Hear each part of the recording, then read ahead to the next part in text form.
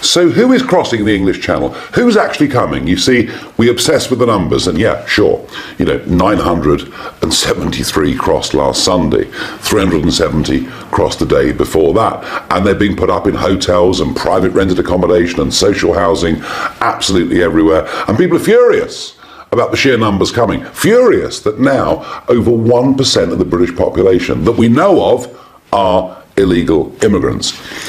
What we never talk about is who is actually coming. Now, I've said many times over the years, they are young males of fighting age coming into our country about whom we know very little. Well, here's a case of someone who we know a lot about. I want you to watch this film and think to yourself, is this the kind of person we want to come and live in our country? Is this the kind of person you would like to move in next to you? The guy's name is 𝒂𝒂𝒆𝒄𝒉. He's been living in Stockholm. He clearly wants to be a big star on TikTok, on social media. He wants to become an influencer, and perhaps he thinks his chances are better coming to the United Kingdom and doing it here. Let's start off with a clip of him in Stockholm. So here he is, surrounded by young women, boastful, we would probably think generally making a bit of a fool of himself. As to how old those females are around him, I wouldn't really like to speculate.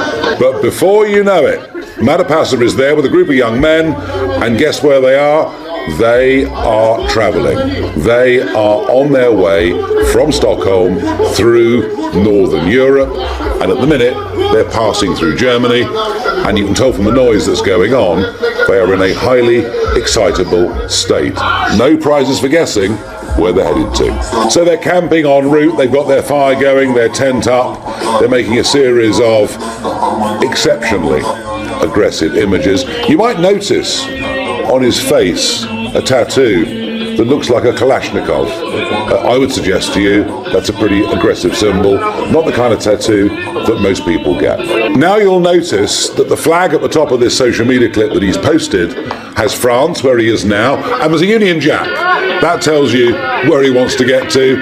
So they're in a camp in northern France, partying like crazy, in very high spirits. And basically this is going out on social media. He's telling the world he's about to attempt an illegal crossing of the English Channel, and it's party time, because he knows nothing can happen to him. If he gets to Britain, he won't be deported, and even if he gets stopped in France, he'll try again. I'm not a great linguist, but this is perfectly clear. 𝒂𝒂𝒆𝒄𝒉 is fleeing to the UK, coming to a home near you very soon. Now, here's 𝒂𝒂𝒆𝒄𝒉 and the gang. They're on the beaches, they're in the sand dunes in northern France.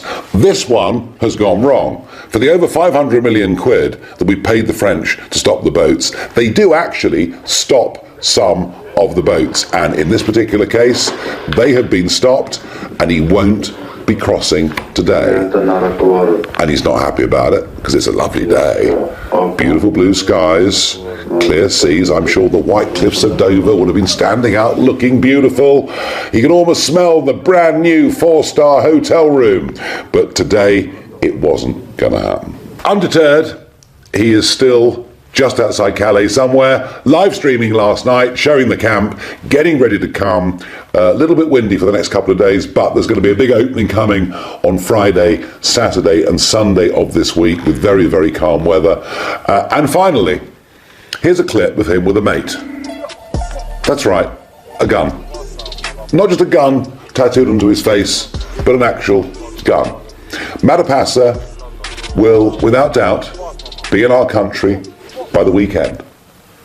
He won't leave. He'll be able to stay here for the rest of his life. That is almost 99% certain. I know that I get condemned. I'll be told that I'm being beastly, I'm being mean, because he's a poor refugee in need. You can see he's none of those things. Actually, he's here for a life to make money. He's here to lord it over us. Folks, these are the sort of people that are crossing the English Channel.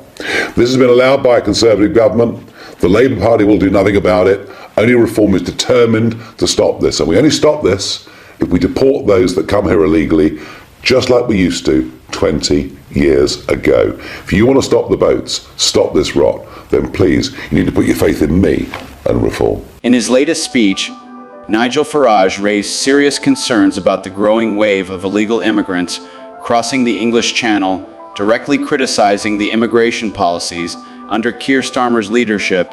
With a tone of frustration, Farage emphasized that the issue isn't just about numbers, but about who is coming to the UK and what is known about them. His question targets not only the migrants, but also the government's failure to take effective action in controlling borders and addressing the situation.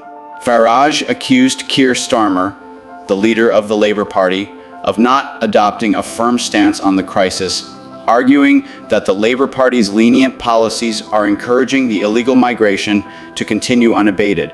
More than one of the British population that we know of are now illegal immigrants, Farage declared, suggesting that the lack of strict immigration controls is taking a toll on British society. He also raised concerns about how these migrants are being housed, pointing to their accommodation in hotels, private rentals, and social housing. Farage argued that this has triggered public outrage as local communities feel the burden of the government's failure to protect national interests.